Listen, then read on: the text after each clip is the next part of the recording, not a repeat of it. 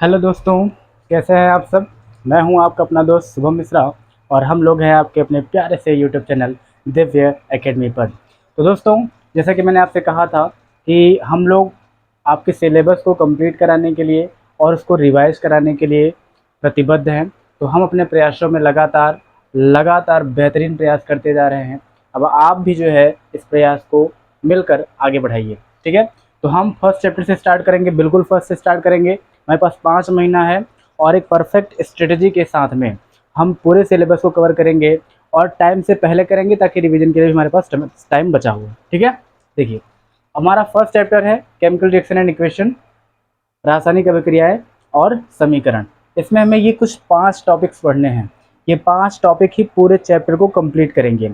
ये वीडियो एकदम ध्यान से आपको देखना है, क्योंकि ये वीडियो देखने के बाद आपके इस चैप्टर के सारे टॉपिक एकदम बढ़िया से क्लियर हो जाएंगे और उसके बाद इसी चैप्टर का एनसीईआरटी बुक का हम एक्सरसाइज लगाएंगे ताकि हम बढ़िया से इस चैप्टर को एकदम बढ़िया से अच्छे से समझ सकें। और एग्ज़ाम में जो क्वेश्चन बनते हैं वो एनसीईआरटी बुक से ही बनते हैं। तो एनसीईआरटी के एक्सरसाइज हमें ज़रूर करने हैं। आज अगर आप ये वीडियो पूरा देखेंगे तो ही आप कल इसका जब हम एक्सरसाइज करेंगे तो आपको समझ में आएगा।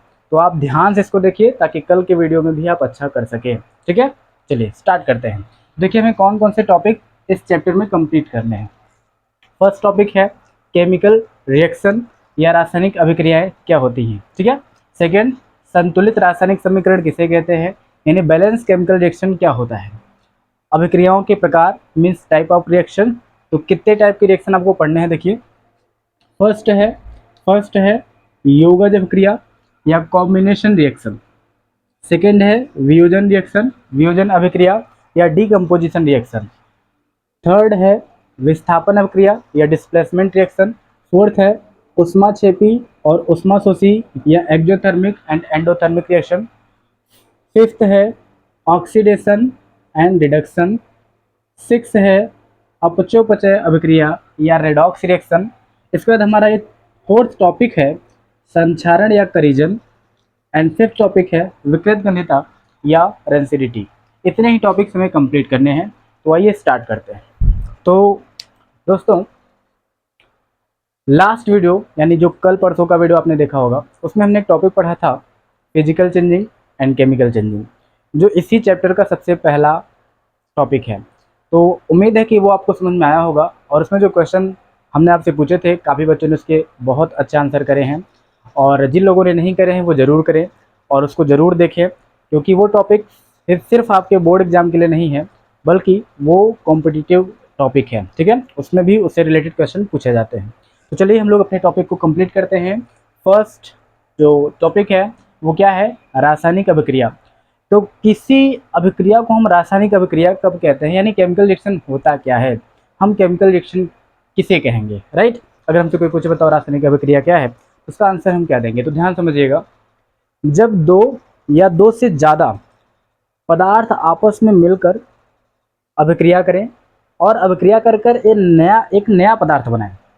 दो या दो से अधिक पदार्थ आपस में रिएक्ट करके एक नए पदार्थ का फॉर्मेशन करें और जो नया पदार्थ बन रहा है ना, इसका प्रॉपर्टी, इसका गुण पहले वाले पदार्थ की प्रॉपर्टी उसके गुण से बिल्कुल अलग हो, तो इस पूरे प्रोसेस को हम केमिकल रिएक्शन या रासायनिक अभिक्रिया कहते हैं। समझ में नहीं आया तो चलिए इसको उदाहरण से समझते हैं। देखिए रासायनिक अभिक्रिया क्या होती है। तो देखिए, जैसे हमारे पास है हाइड्रोजन गैस, हाइड्रोजन गैस। तो प्यारे बच्चों, प्यारे दोस्तों, हाइड्रोजन गैस की प्रॉपर्टी क्या है। हाइड्रोजन गैस की प्रॉपर्टी ये है कि ये खुद जलता है, ये स्वयं जलता है, ठीक है। हाइड्रोजन खुद जलता है और इसके साथ है ऑक्सीजन, हम सबका प्यारा सा ऑक्सीजन, भाई ज़रूरत है सभी को, है ना, इसलिए प्यारा सा है, जिसकी ज़रूरत है बहुत प्यारा होता है। देखिए ऑक्सीजन है, तो ऑक्सीजन की प्रॉपर्टी क्या है। ऑक्सीजन की प्रॉपर्टी ये है कि ये जलने में सहायता करता है। जलने में क्या करता है, सहायता करता है। ध्यान से समझिएगा। तो हमने समझा कि हाइड्रोजन गैस की प्रॉपर्टी है कि खुद जलता है, ऑक्सीजन की प्रॉपर्टी ये है कि जलता तो नहीं है लेकिन जलने में सहायता करता है। अगर ये नहीं होगा तो हम किसी चीज़ को जला ही नहीं पाएंगे, ठीक है। तो हाइड्रोजन और ऑक्सीजन जब दोनों ये दोनों रिएक्ट करते हैं, दो या दो से ज़्यादा पदार्थ जब आपस में रिएक्ट करते हैं, रिएक्ट करके एक नया पदार्थ का फॉर्मेशन करेंगे, नया सबस्टेंस बनाएंगे। देखिए और ये बनता है क्या, ये बनता है जल, ठीक है, वाटर। तो ये दो या दो से अधिक पदार्थ आपस में मिलकर एक नए पदार्थ का फॉर्मेशन करते हैं। लेकिन जो नया बना हुआ पदार्थ है ना, इस पदार्थ का प्रॉपर्टी क्या है पता है, ये ना तो जलेगा, ना तो जलने में सहायता करेगा, बल्कि उसका उल्टा करता है। ये आग को क्या करता है बच्चों, बुझाता है। तो बताओ प्रॉपर्टी पहले वाले दोनों पदार्थों से भिन्न, अलग, डिफरेंट है कि नहीं है ना। तो बस इसी कंप्लीट प्रोसेस को हम क्या कहते हैं, इसी कंप्लीट प्रोसेस को हम कहते हैं रासायनिक अभिक्रिया या केमिकल रिएक्शन। उम्मीद है आपने समझ लिया होगा। एक बार फिर से समझा देते हैं। जब दो या दो से ज़्यादा पदार्थ आपस में रिएक्ट करके एक नए पदार्थ का फॉर्मेशन करते हैं और नया जो बना हुआ पदार्थ है इसकी प्रॉपर्टी पहले वाले सभी पदार्थों से भिन्न हो, तो इसी पूरे प्रोसेस को, पूरी प्रक्रिया को रासायनिक अभिक्रिया या केमिकल रिएक्शन के नाम से जाना जाता है। ठीक है, चलो, तो रासायनिक अभिक्रिया हमने समझ लिया है। देखिए होता क्या है, इसके बाद आपसे कभी कभी पूछा जाता है, बताइए रासायनिक समीकरण। देखिए चैप्टर का नाम ही है केमिकल रिएक्शन एंड इक्वेशन, ठीक है। तो रासायनिक समीकरण क्या होता है, तो देखिए रासायनिक समीकरण, भाई रासायनिक समीकरण को हम कहते हैं केमिकल इक्वेशन। तो केमिकल इक्वेशन क्या होता है समझिएगा। तो रासायनिक अभिक्रिया में भाग लेने वाले मतलब जिनसे रासायनिक अभिक्रिया स्टार्ट हुआ है, जो हमारे एरो के लेफ्ट साइड में लिखे जाते हैं, ठीक है। तो किसी रासायनिक अभिक्रिया में भाग लेने वाले पदार्थों तथा बनने वाले पदार्थों को उनके प्रतीकों तथा सूक्ष्मतम और सूत्र में लिखना ही रासायनिक समीकरण कहलाता है। मतलब ये जो हमने लिखा है, ये तो हमें बता रहा है कि ये एक केमिकल रिएक्शन है, यानी ये रासायनिक अभिक्रिया है।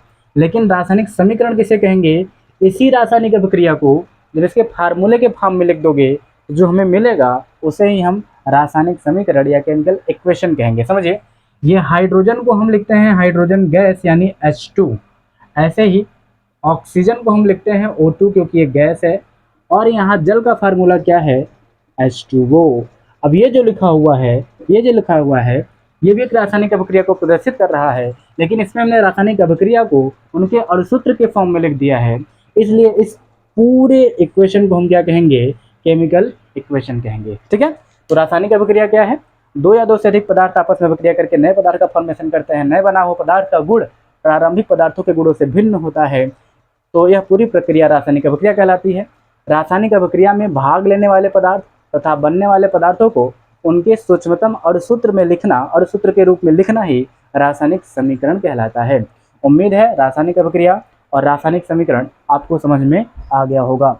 अब हम जो है रासायनिक समीकरण को, किसी रासायनिक समीकरण को कैसे लिखा जाता है, ये सब आप जानते होंगे। नहीं जानते होंगे तो मैंने एक और वीडियो बना रखा है, आप प्लेलिस्ट में जाकर उसे चेक करके देख लीजिएगा।